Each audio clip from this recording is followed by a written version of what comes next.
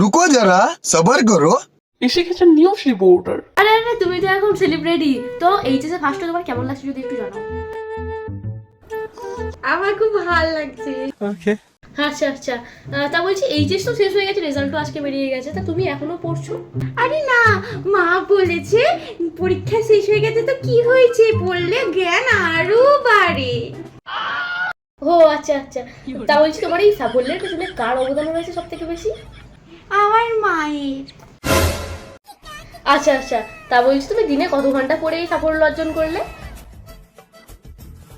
আমি 22 ঘন্টা পড়ি সারাদিনে, আর ওই যে বাদ বাকি যে দুটো টাইমটা ওইটা না পড়তে যাই পড়ি, আর হচ্ছে একটু মুখে মুখে যাই, ঠিক আছে?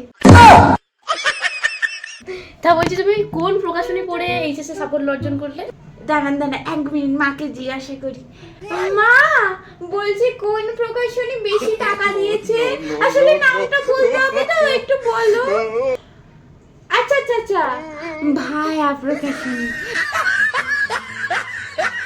পরীক্ষাটা তুমি দিয়েছিলে তো, না মাই দিয়ে দিয়েছিল? পরীক্ষাটা আমি দিয়েছি, কিন্তু বন্ধুরা চুগলি। What? বন্ধুরা চুগলি। ये फंस गया सी